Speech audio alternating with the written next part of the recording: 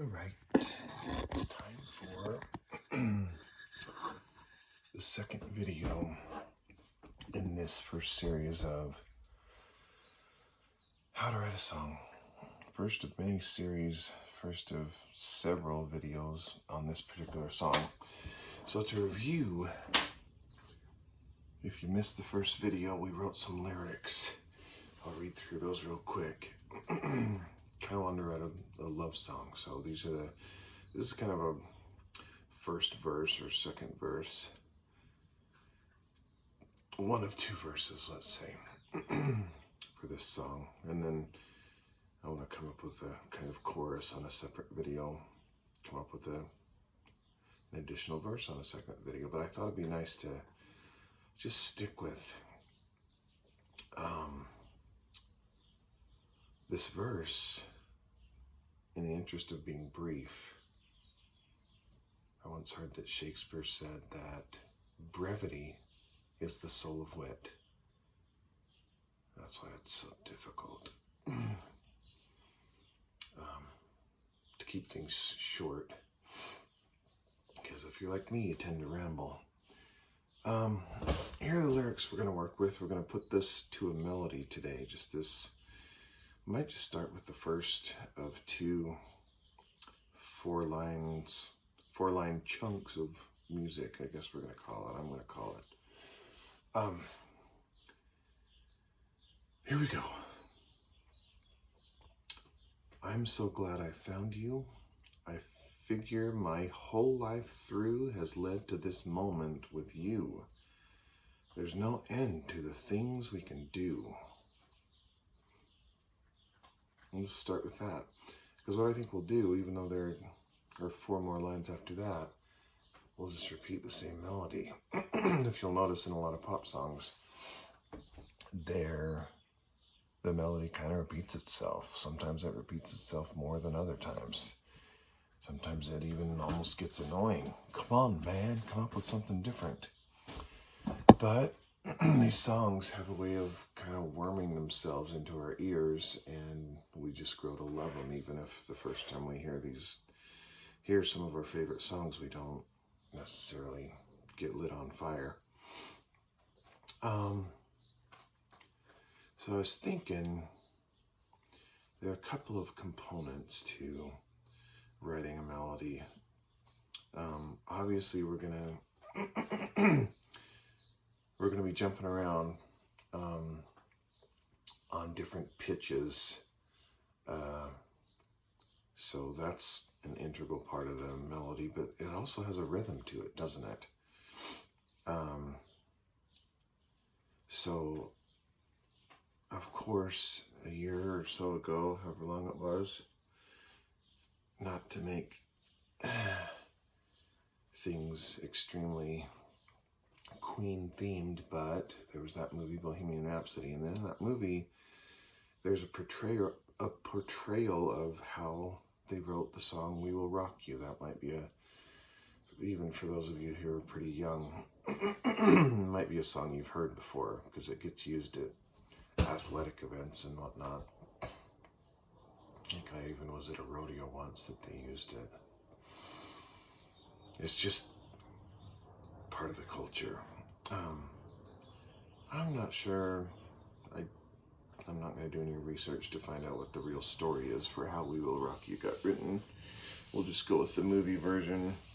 It seems like Brian May, the guitarist for Queen, came up with this concept that they wanted more audience participation, and so they figured the audience could stomp their feet and clap their hands to a certain rhythm, while Freddie Mercury, the singer, sang these verses, and then, of course, on the chorus, everybody gets to join in, We Will Rock You.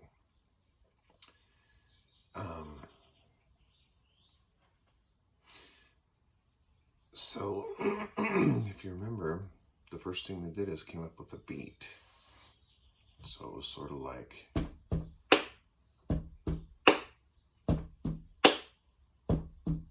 If you're familiar with the song, that's not going to be anything new to you.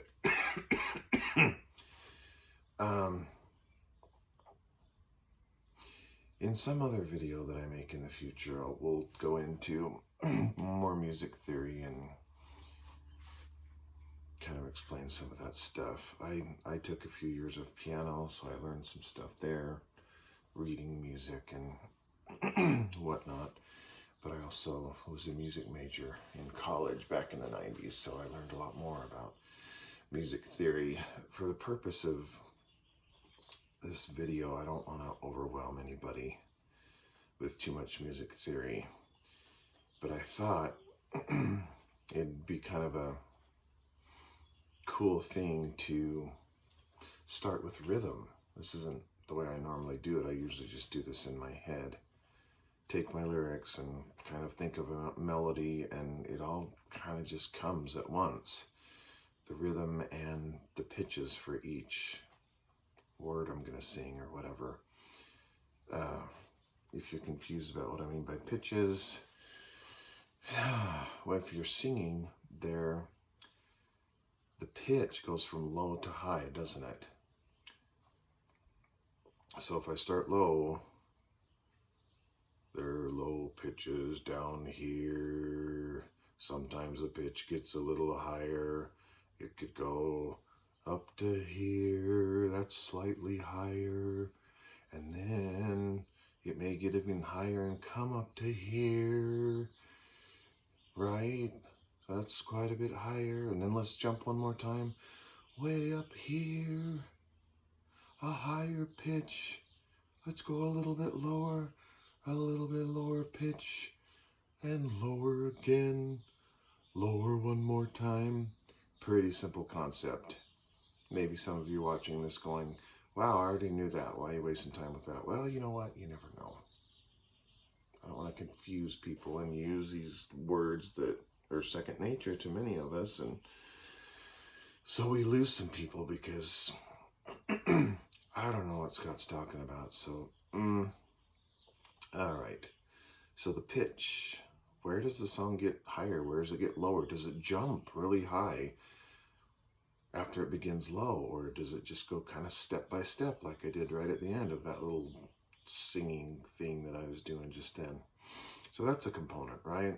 Just want to make sure everybody's on the same page. We know what I mean by pitch. And then of course there's rhythm. So leaving pitch aside, on what rhythm do we sing? Are we going to end up singing these words? Well, let's do that little "We Will Rock You" beat, and let's kind of almost rap these lyrics. Let's start just with this first line. I'm so glad I found you.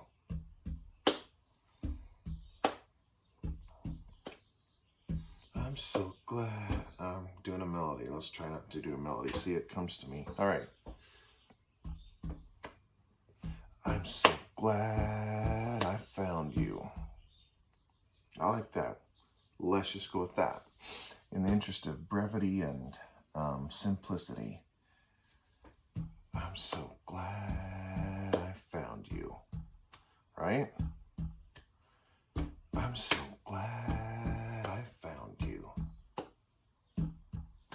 I like that a lot. This is kind of a cool exercise because I feel like it gives it life to have that beat as we go. I'm so glad I found you. But let's go ahead and stick just with this line and we'll come up with a melody too. I'm so glad I found you. So I don't want to do that. That's too much for me to do at once. I'm so glad I found you. How about this? I'm so glad I found you. I'm so glad I found you. That's what we're going with. So, I'm so glad I found you. This is another idea I came up with. I just wrote down at what point in this video I came up with that melody and rhythm for that line. Because I tend to forget stuff. So when I'm doing this and I'm not recording it, I actually get out a piece of blank sheet music to show you, but I actually write it out on the staff page. But for those of you that don't know how to read music, let alone actually write it down as you're making it up, I didn't want to overwhelm you. But I won't remember it if I don't do something. So now I can refer back to this video to see what I came up with on that. I'm so glad I found you. Okay, so cool. We got to kind of just burn through this, or I'm going to kind of lose my train of thought, right? I figure my whole life through. That's the next line of this 4-line stanza of lyrics. Is that even the right word? It sounds cool. Let's stick with that. I figure my whole life through. So here's what I'm thinking on this. I figure my whole life through. Cool. It's kind of syncopated, right? Syncopated is just a way of saying that you're not going to sing on the beat. This is the beat. I'm beating the beat. My eraser on the table. I figure my whole life through. I think that's what I said. I figure my whole life through. I figure my whole life through. How about a melody now with that? I figure my whole life through. I figure my whole life through. Okay, that's it. 11:45. Let's do that one more time. I figure my whole life through. I already forgot what we did on the first line, so I hope I can make these kind of bleed into each other. Okay. Has led to this moment with you. I figure my whole life through.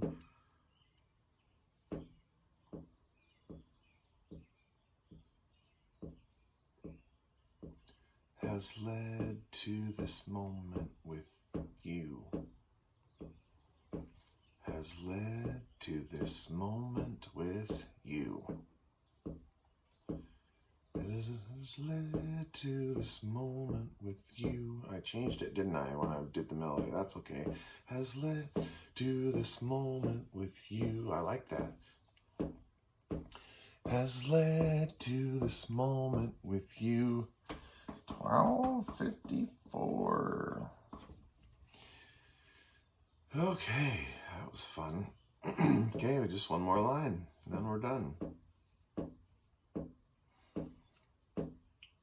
There's no end to the things we can do. Has a lot to do rhythmically with the third line, but this is the fourth line. There's no end to the things we can do. One more time. There's no end to the things we can do.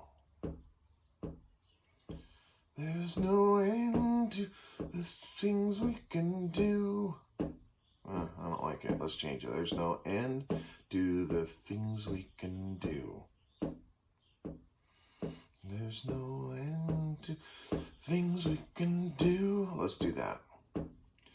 There's no end to the things we can do. One more time.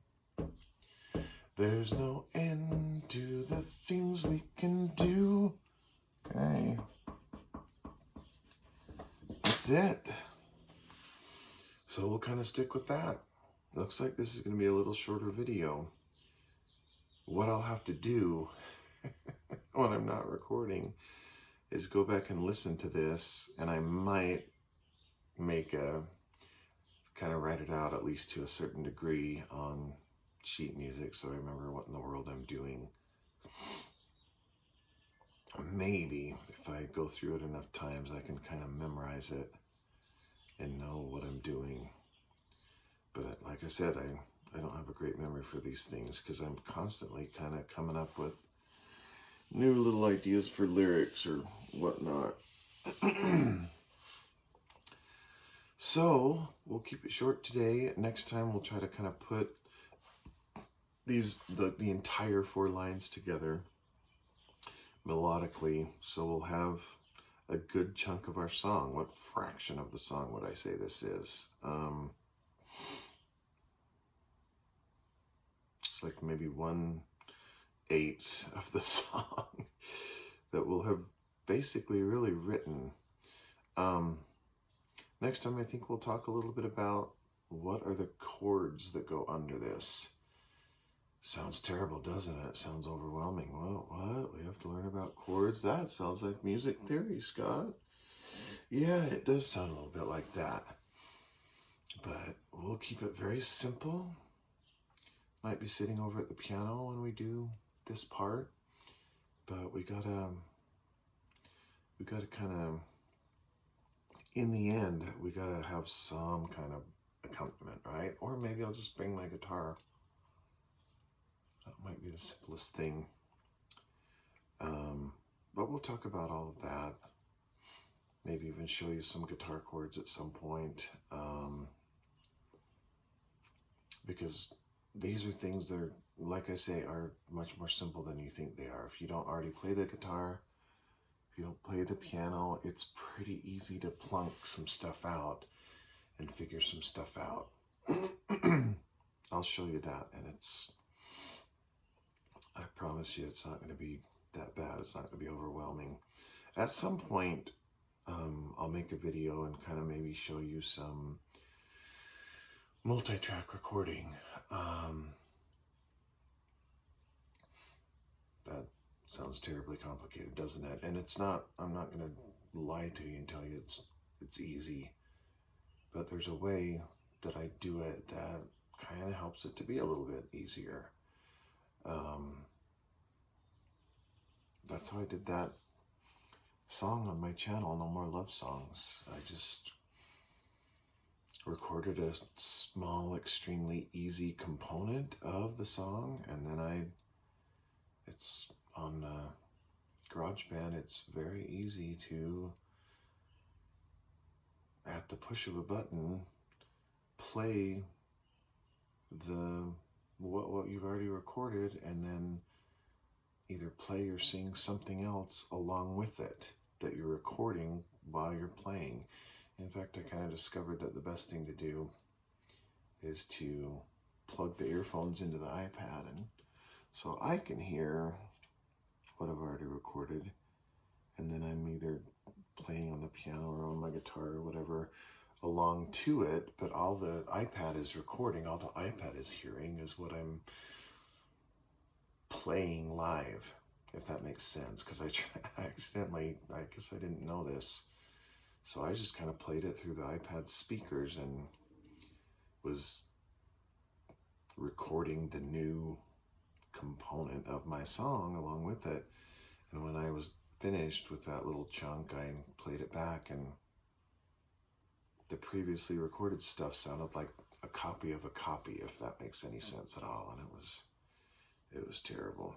Anyway, I can show you all of that, most likely not on this song. I'd like to keep this as simple as possible. In fact, for most of these songs that I'm going to write for these videos, I'm going to just keep it extremely simple. Maybe, at least for this one, and for the foreseeable future, just keep it on the guitar, because it's just kind of simple, and there are little chords that you can play on the guitar that just kind of sound a little bit cooler, a little more complete, a little bit more like a finished product than similarly easy stuff that you might do on the piano. When I play the piano a lot better than I play the guitar, so I feel a little bit compelled to come up with something a little more exciting when I write songs on the piano. Anyway, again, I'm just rambling, but again, I hope you can see how simple, how easy this is to come up with a melody. You just don't worry about it being extremely flowery, or I do sort of like music that is a little bit surprising. When I hear a song and it seems to me to be extremely predictable, I don't like that so much. But at the same time, music does kind of have to be predictable, right? Or else, if you take anything to too much of an extreme, it just turns into a cacophony of noise, right? It's just, I don't like it. So there's music, of course, has an element of predictability in order for it to kind of make sense to our ears, right? Yeah, people joke about there are many songs out there that only use 3 chords, and we'll kind of talk about chords next time, but that's an extremely simple song that only has 3 chords, right? But many songs like that are extremely simple and whatever, those are the songs that we just end up loving, and we've heard songs like that so many times that as we're listening to a particular song for the first time that's brand new to our ear, it's kind of more palatable for it to be something that, oh yeah, of course this melody does this at this particular time, or of course these themes, these words, they're kind of familiar. They're kind of a mishmash of words we've heard on other songs. So the familiarity is not an undesirable quality of any song. If you think about food, we all love pizza, for instance. So it'd be weird if somebody put, instead of pepperoni, he put liver on the pizza. That'd be really weird and unexpected, right? That'd come right out of left field. So it might be a hard thing to take. And the musical equivalent is if you do something really weird with your melody or have some really strange words, at first the listener's going to say, what in the world? And might back away in a confused state. So it's a balance. What we've done here is very simple, very straightforward. In fact, it occurred to me that as I was thinking about what I came up with just for these lyrics, this very first line, "I'm so glad I found you," is a line in an extremely popular song from the 80s called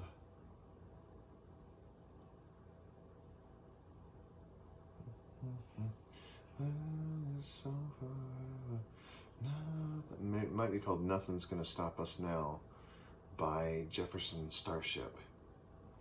So I think the second verse starts, "I'm so glad I found you," the very words that I came up with, right? So again, like Brian May said, you don't create in a vacuum. We've all heard a ton of popular songs and rock songs, and if we're going to try to create something, all that stuff's going to influence us. It's all in our brains, and that stuff can come out. I wasn't thinking about Jefferson Starship and that extremely popular love song from the 80s, but I ended up with a line from that song. Luckily, before I start this video, I didn't have that song in my head, or it would have been almost maddeningly, wow, that's a hard word to say. It would have been a very frustratingly difficult thing to not do that exact melody on this line of lyrics, because I've heard that song so many times that it seems like the right melody for this line of lyrics, doesn't it? Anyway, if you think too much about this stuff, you'll drive yourself insane. But I think we came up with some good and simple lyrics, and in the interim, I'll sit down and kind of write it out so I know what in the world I'm doing, so that I can sing it as an entire 4-line chunk of music. You know what I mean? And then, so next time we'll kind of just come up with the chords on the guitar. We'll talk about that. We'll talk about what key we're going to sing it in. Oh boy.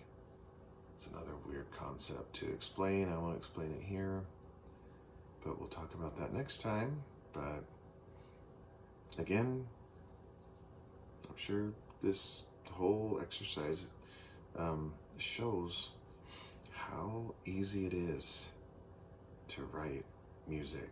We think of it as writing or composing, but all it is we just made something up, didn't we? Made up some words and they rhyme, yay for us. And now we came up with a real simple melody. We just made something up. That's what creating, that's what writing music is. That's what composing is. What do you think Mozart did?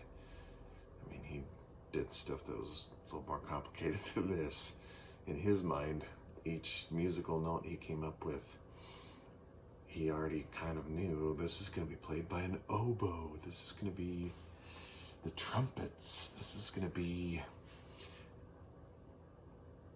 you know, a viola's going to do it. It was all in his head. And those guys were amazing.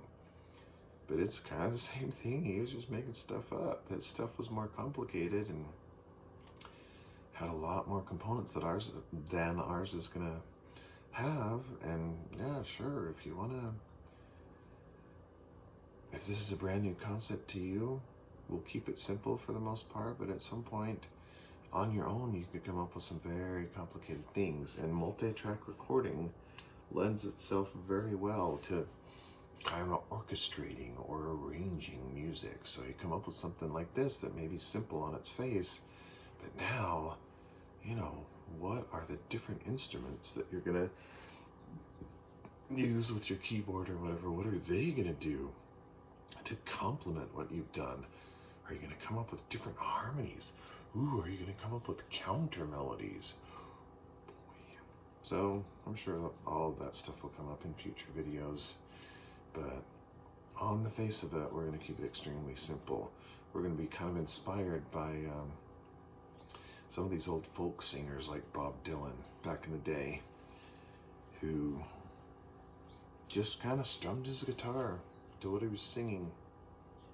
That's what we're going to do. We're going to come up with simple melodies, simple words, very simple chords to strum. In fact, I'm going to try really hard to just do a 3-chord song out of this. I wasn't paying attention when I was kind of singing that melody, so we'll see how it goes, but we'll try to keep it as simple as possible. And maybe in a future video, we'll just kind of strum some chords and decide this is the melody we're going to use. So there are any number of ways we can go about this, but the central theme is it's very simple, very easy. Is this a song that, you know, could potentially go on to become Achy Breaky Heart that everyone's heard 10 million times? It's a country song from the 90s, if you haven't heard it. I don't suggest listening to it because I can't stand that song, but that wasn't nice, was it? But it's interesting. I guess any song has that potential. What about that Friday song? Friday, Friday. Horrible song, but a lot of people have heard it. I don't know that this song has the potential. It doesn't matter, but it's very simple, and it's something that in just a few more videos we can have it complete. At the very last video, I'll sit here and strum and sing these words on the melody that we came up with, and it'll be a complete song, a complete recording. That's what the last video will be all about. Warts and all, mistakes and all, because I kind of want to keep these videos the live kind of stream of consciousness that they are. I want to do a lot of editing and stuff. Again, it sounds like so much work. I don't want this to turn into work. Okay, so look forward to the next time. I'll have my guitar and we'll figure out what chords go beneath this. All right.